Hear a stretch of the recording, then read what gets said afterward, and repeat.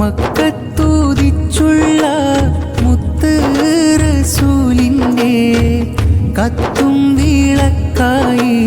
മുക്കത്തുതിച്ചോവർ അഹ്ലു ബൈത്ത് തന്നിൽ സിൽസില മാറാതെ സൽസ്വഭാവത്താലെ മണ്ണിൽ